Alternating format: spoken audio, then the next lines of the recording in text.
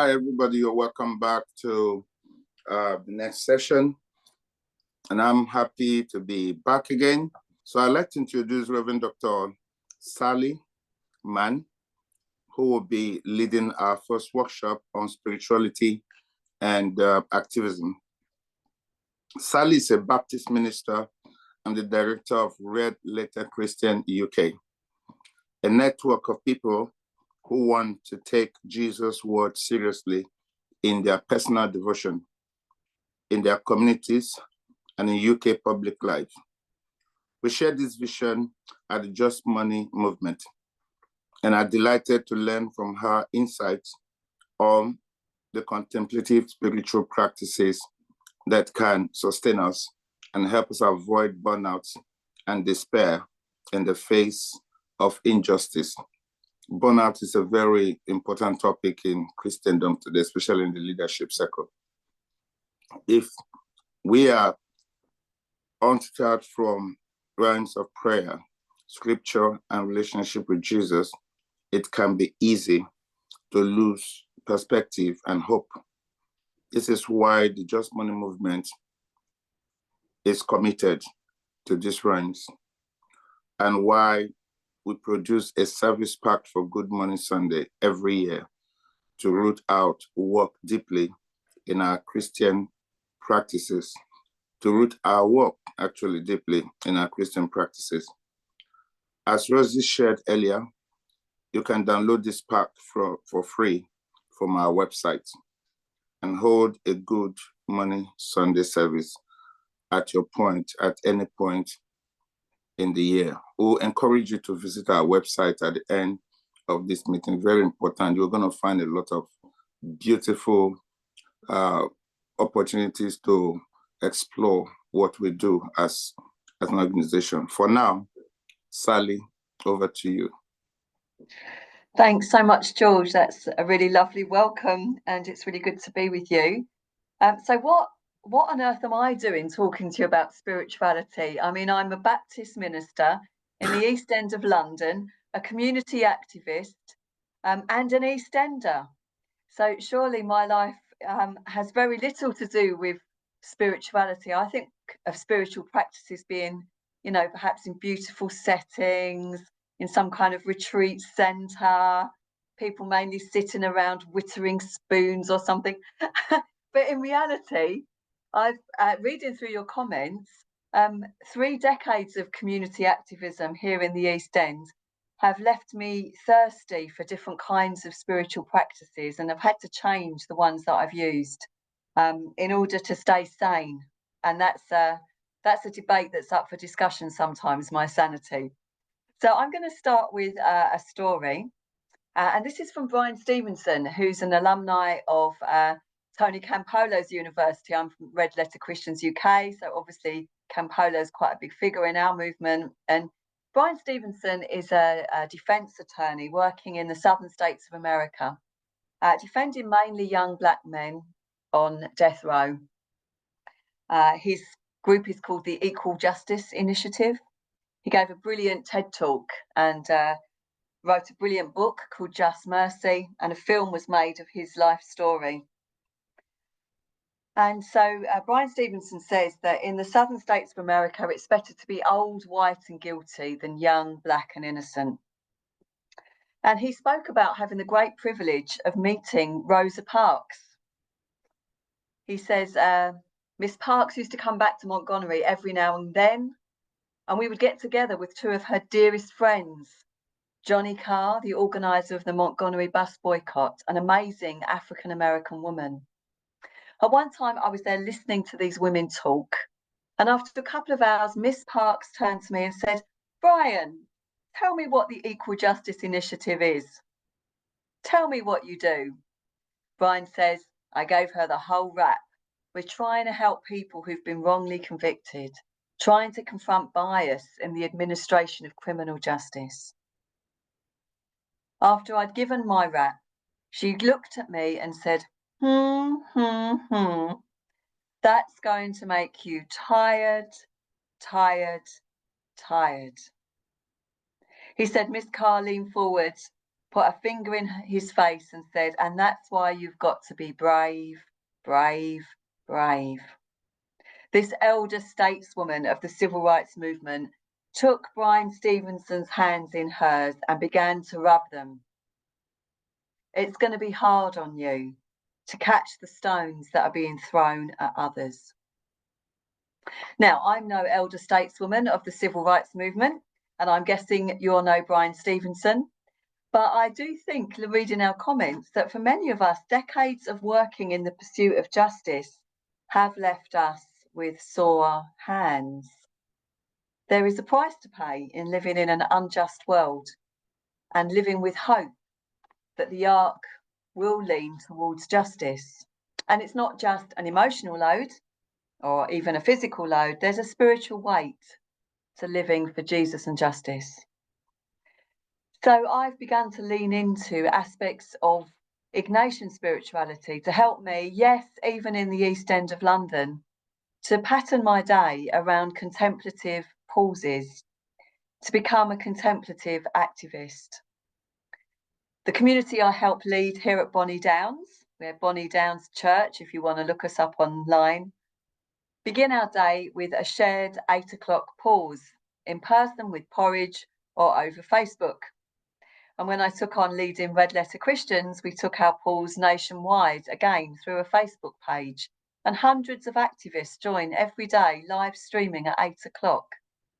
And we do 3 simple spiritual practices, kind of rotate them around. Now, they're just 20-minute pauses. But I believe that this, coupled with a healthy dose of other types of spiritual tradition from my own Baptist roots, has led to me becoming more resilient than I might have been. So rather than fully explain these practices and do a lecture, this is a workshop. So I'm going to invite you into them today. I hope that's okay with you. And please do use the comments as we go to write any kinds of anything you'd like to share as we go along with this. The first spiritual practice that we began to lean into actually during COVID, I guess, in our church, was to stop having sermons and to have times of lectio divina, have times of listening to the Spirit through the Word, Jesus, the Word of God, and the words in the Bible, the scriptures in the Bible. Just getting so I can see the comments as we're here. Okay, great. And I thought this lectio divina approach, which comes in many forms, in many different types of Christian spirituality, and a simple form that we use at Red Letters and in my community, might help us today. So rather than explain it, I'll just read us through it.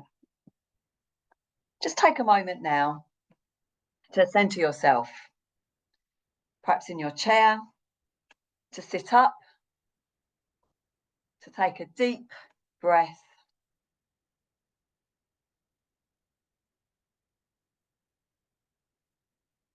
and to make an intent that we're here to listen now to what the Spirit might say.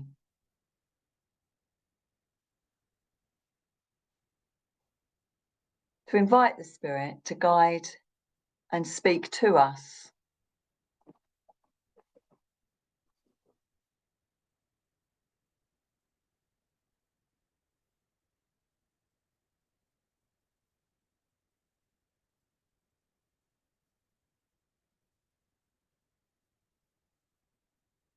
I'm going to read just a few of the red letters of Jesus from Mark 12, a story that I'm asking you to enter with your imagination.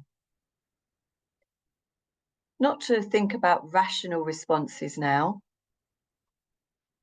but just to be present in this story.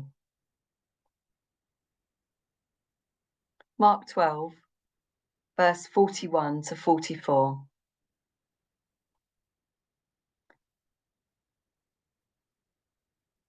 Jesus sat down opposite the place where the offerings were put and watched the crowd putting their money into the temple treasury.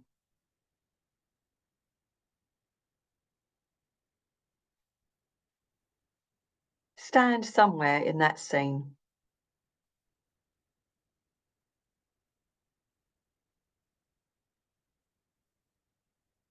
Many rich people threw in large amounts. But a poor widow came and put in 2 very small copper coins worth only a few cents.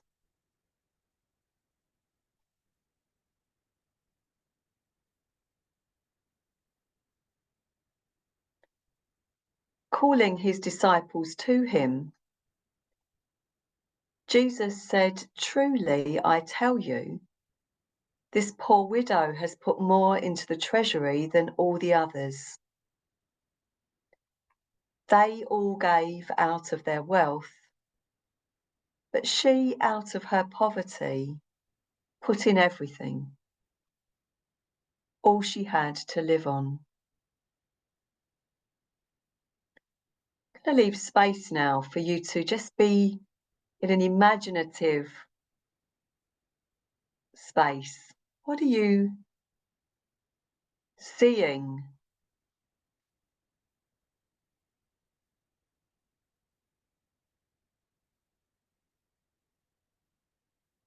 What's your eye being drawn to in that scene?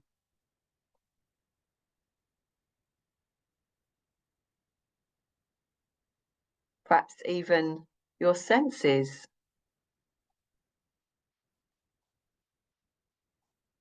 of smell, of touch.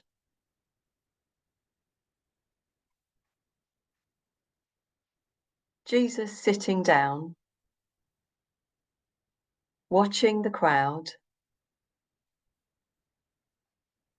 watching the gifts to the temple treasury, watching the rich,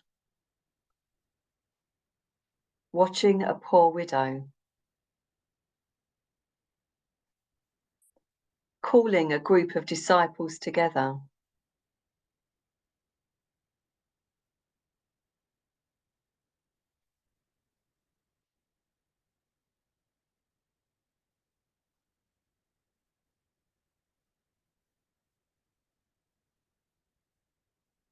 Stay with your imagination for a while.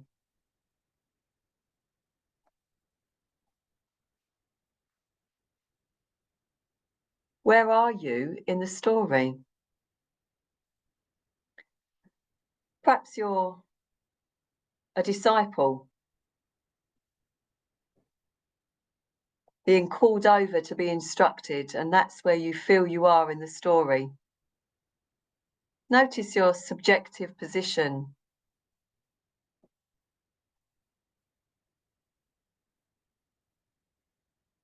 Perhaps you're one of the rich that's given.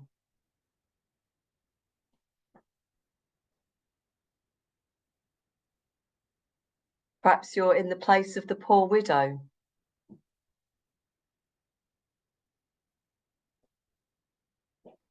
Maybe you're a critic of the temple system, appalled by the resources that are being taken from the widow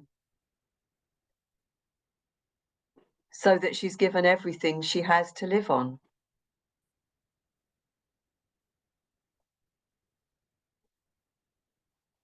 How do you feel as you watch her give?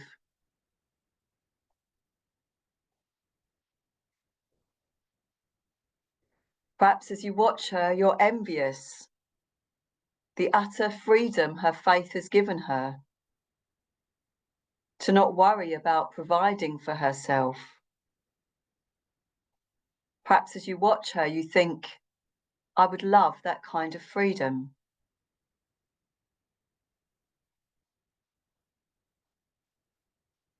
Let's have a minute of silence to just let our imagination take us there. Notice where we're standing in the story.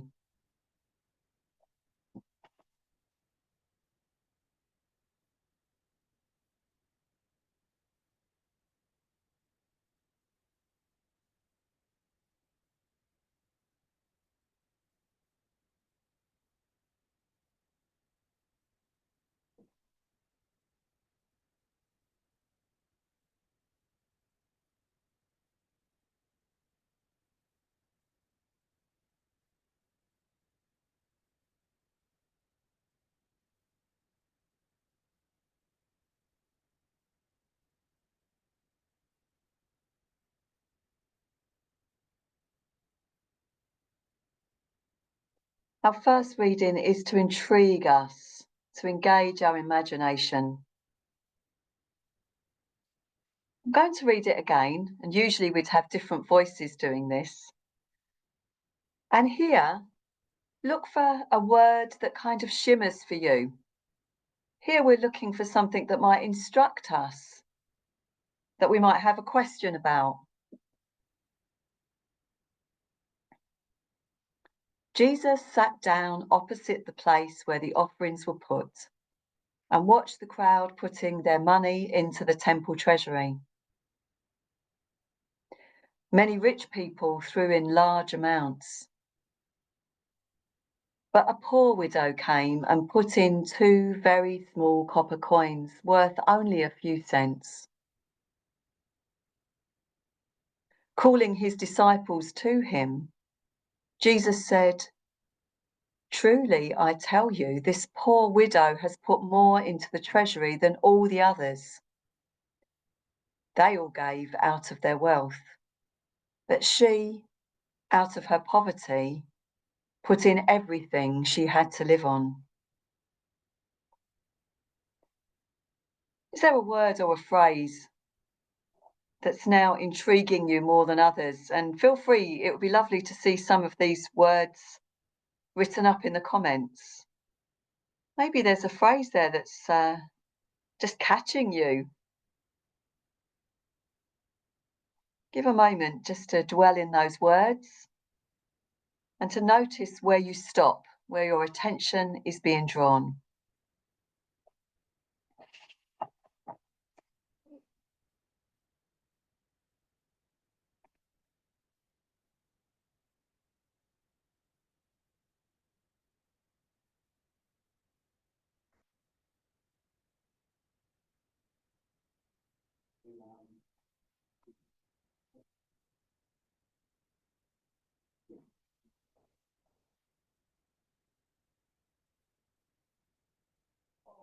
Yes, the word threw in.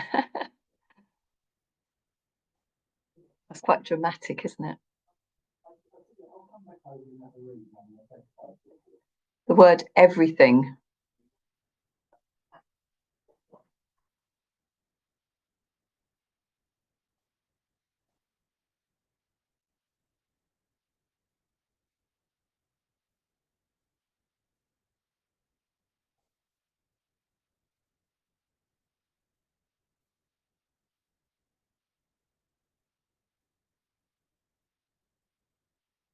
As I read it today, I'm struck by the word more.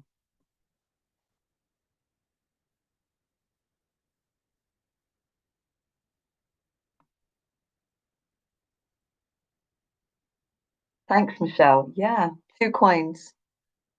She doesn't keep one back. She gave out of her poverty.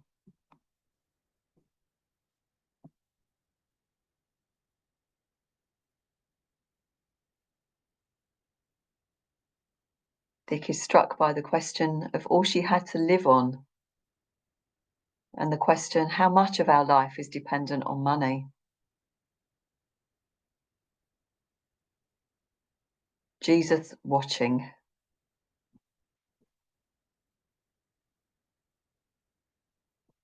So just take a moment to notice where you stopped, where your attention was drawn.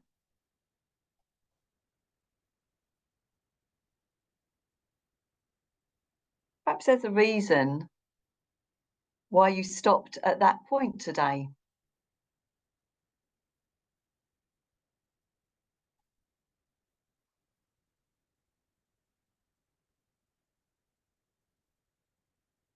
And we'll take that idea forward and we'll read the same passage again, usually in a different voice. But now we're looking for a call to act. Could it be that having engaged our imagination, been pulled into something intriguing, that there's a sense that this story is reading us today? That as we read it, we get a sense that there may be something we need to do, whether that's to pray or to take a particular action, to contact somebody. We don't force this, it doesn't happen at every Lectio Divina sitting. But the third reading is to allow the Spirit to prompt us that there's an action to take. Jesus sat down opposite the place where the offerings were put and watched the crowds putting their money into the temple treasury. Many rich people threw in large amounts, but a poor widow came and put in 2 very small copper coins, worth only a few cents. Calling his disciples to him, Jesus said, "Truly I tell you, this poor widow has put more into the treasury than all the others. They all gave out of their wealth, but she, out of her poverty, put in everything, all she had to live on."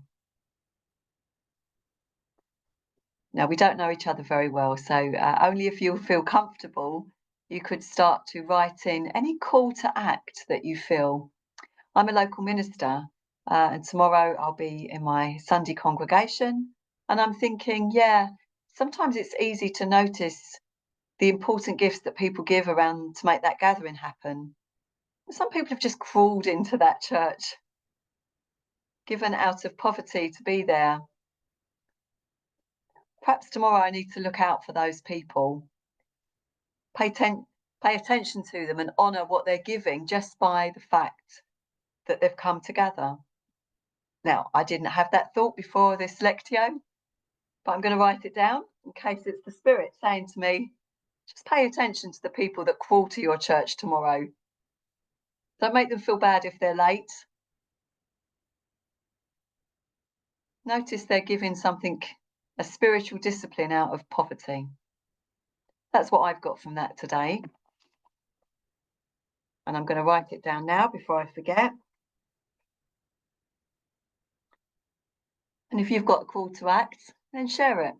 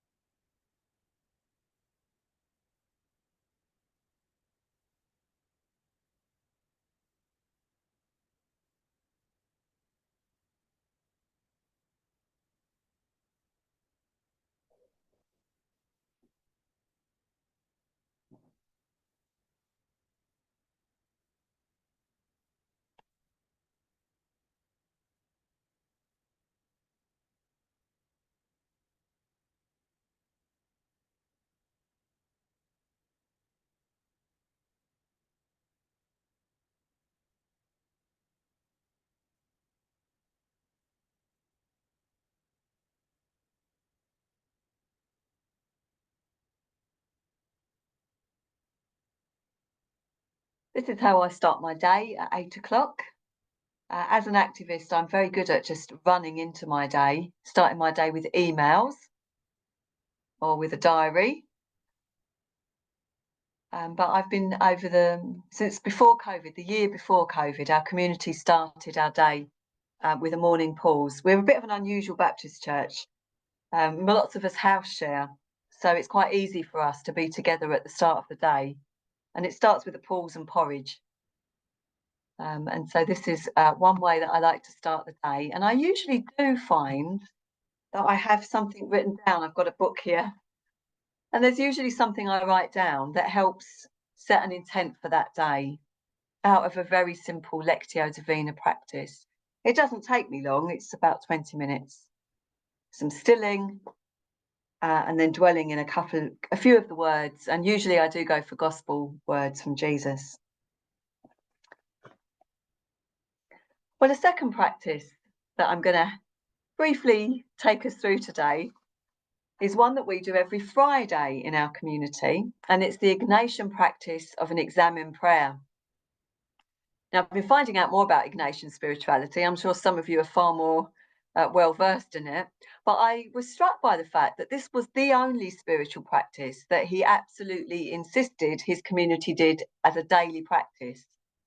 they did an examine at the end of every day. I do mine on Friday, and I lead it for Red Letter Christians online. It usually takes 20 minutes. We'll do it a little quicker today. And I just want to walk you through some of the stages of a prayer that might help you to rub your hands, really, at the end of a difficult day. You know, if you've been fighting for justice and it's just been exhausting, you're tired, and you feel like you've been catching stones all day, an examine can really help. So I know you don't know me, but I hope you'll just trust me to lead you through this prayer. So again, you might want to begin by being centered. I have to put my feet on the floor, it helps me. And just close my eyes for a moment and just take a deep intentional breath, becoming very present to my body, to the precise place where I am right now. A signal to my mind to be still for a moment because I'm listening.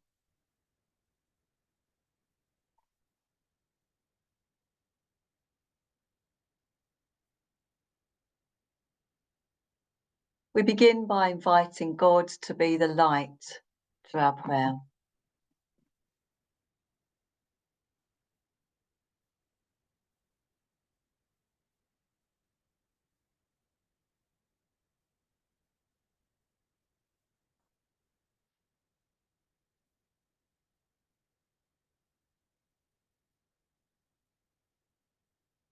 Sometimes I like to do that by imagining myself stepping out of shadows into light.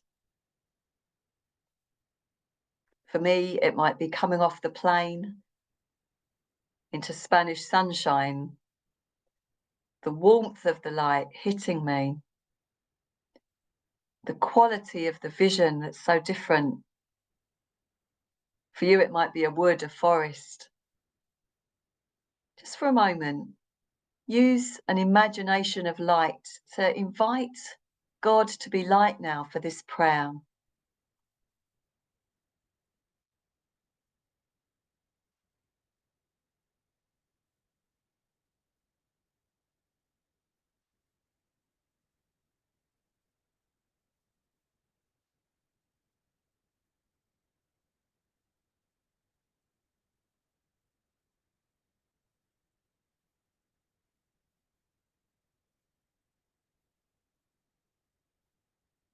Secondly, let's just think back over this morning. Now, there's only a couple of hours into the morning. What have you got to be grateful for? The second movement of the prayer is to gather up gratitude from the day. Now, Ignatius encouraged his community to look for the small things that they might have hurried by in the day. Small moments of beauty, of goodness. I like to think of kindness.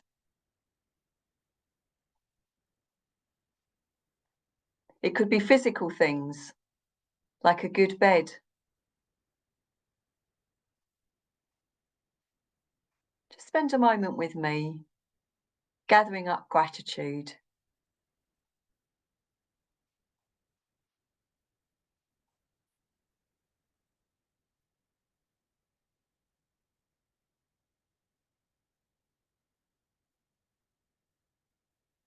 That feels so good.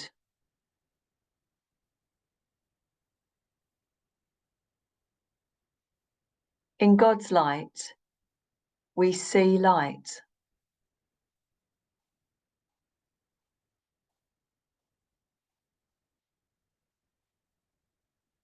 And then at the pinnacle of our examine prayer, we ask to see how we have contributed to the goodness of this day. Where did we live our authentic selves? Perhaps there's been a moment today where you've been in a state of flow, completely absorbed by something.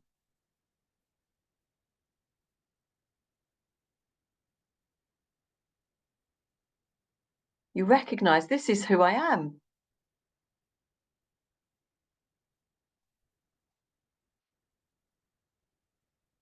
It's a positive confession that we're called to bring out the God colours in the day. It's not always doing. Your contribution could be that you rested, you paid attention to your body.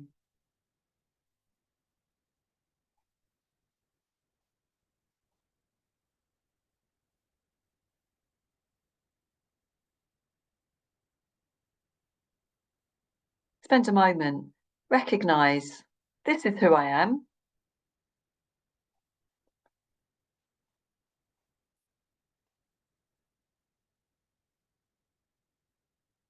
I'm a person who brings out the God colours in the day.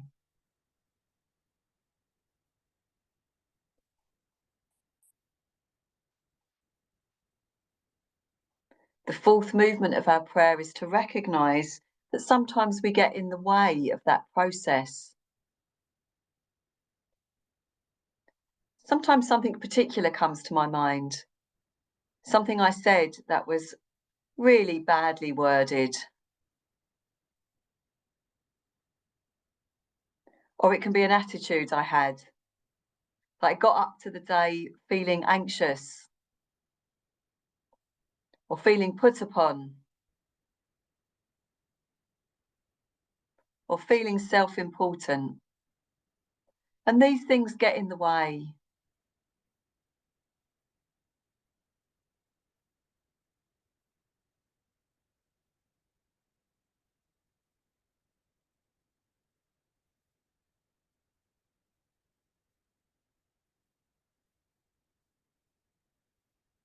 As we make this a daily practice, or for me, a weekly practice, I notice there's a similar pattern.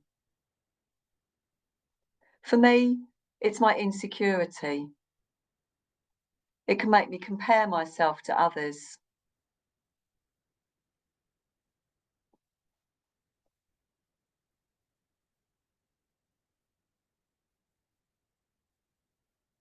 Or it could be my tiredness that makes me short with others. And so I bring this to God. Thank you for showing me it. It's true. I agree with you. That's what word confess means. I agree with you. That is who I am. I'm not beating myself up for this. I'm accepting my humanity.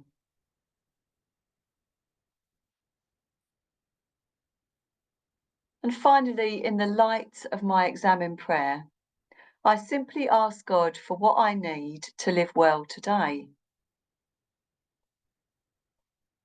Practically, it might be that I need a rest. It might be that I need special grace for a meeting that's in my diary.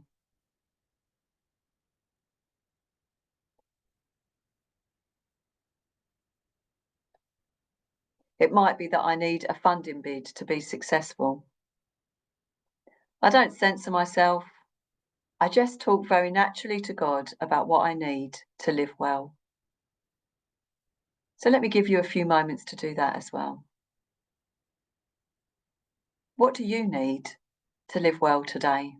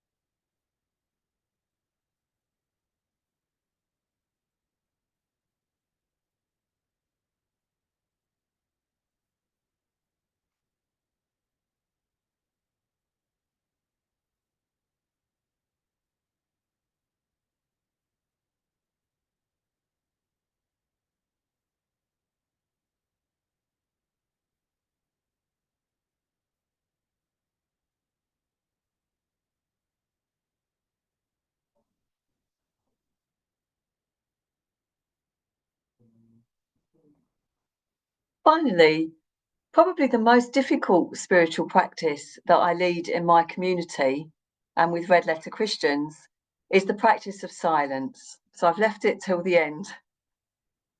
Hopefully we're already in a bit of a calmer state and we've come down. I imagine myself coming down from my busy, noisy thinking. And I often use breathing to come down into a more quieter place. And although it's an unusual thing to do in a workshop, I've certainly got used to leading this online. This is a daily practice that we have just to spend a few minutes in a centering prayer. So if you're okay with me leading you, I'm just going to invite you into 5 minutes of quietness and of centering. So again, I center my body, I put my feet on the floor, I straighten my back and I breathe in deeply.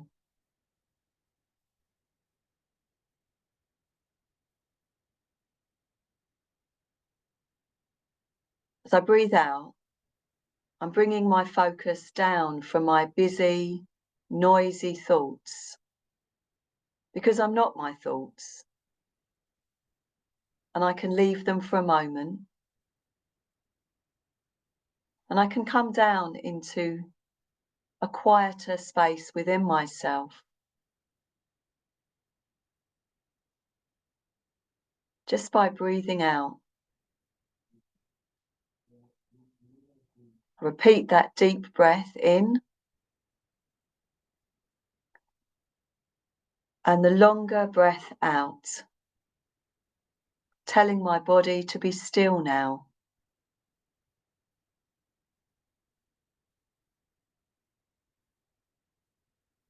Telling my thoughts to wait now.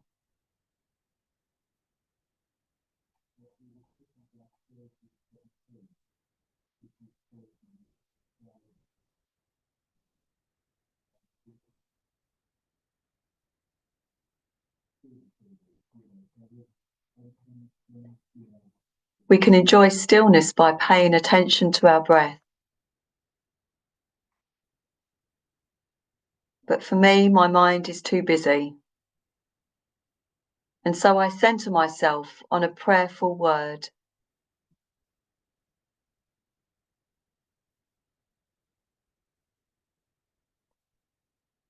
Or a phrase. And as my thoughts try to intrude on my silence, I return to this prayerful word.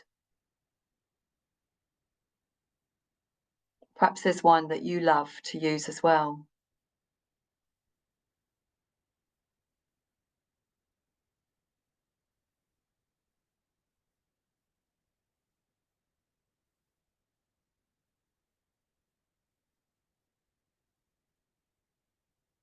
Enjoy 3 more minutes of stillness where I'm not going to speak. And just know that every time you return to stillness using a prayerful word or your breath, you're expressing to God your desire to let God speak.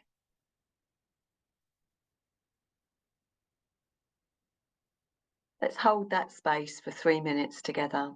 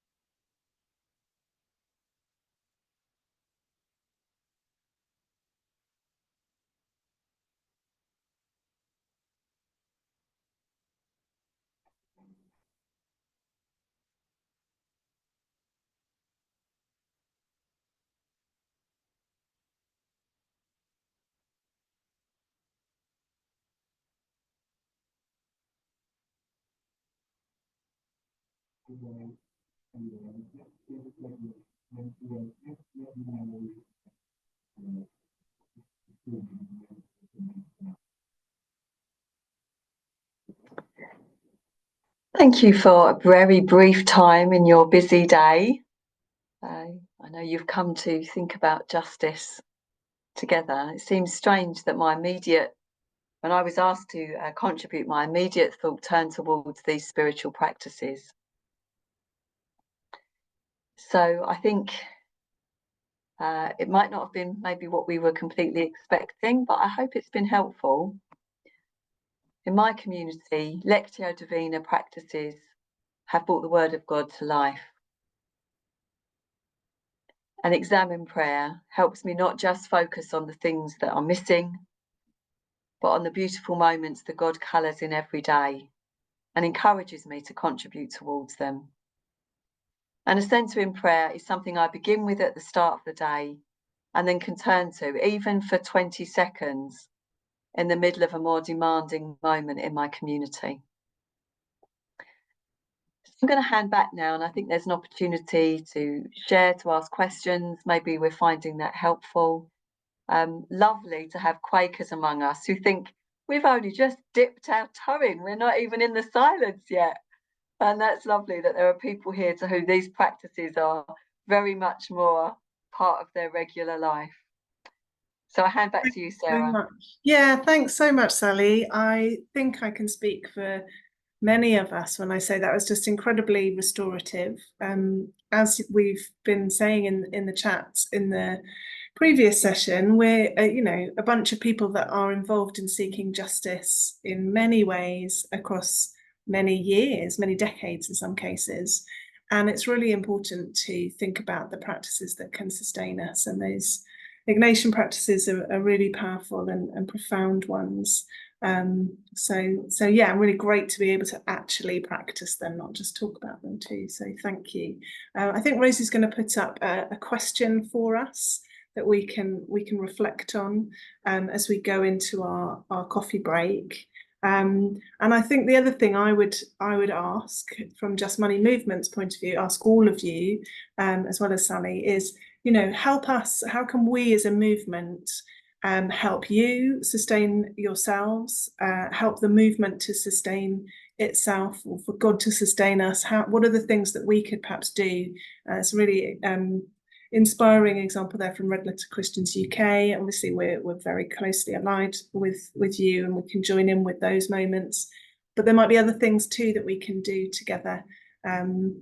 So let's think about that. But Rosie, I don't know if you want to share the question for us. So as we go, we've now got, in terms of our formal time together, a break. You're very welcome to go and have a break from the screen, have some time just to be and to be sustained. But if you want to, others here in the group, have you felt the need to adapt your spiritual practices as you continue working for justice? It's something you can think about. And have you found practices, maybe these ones or other ones, that have helped to develop resilience?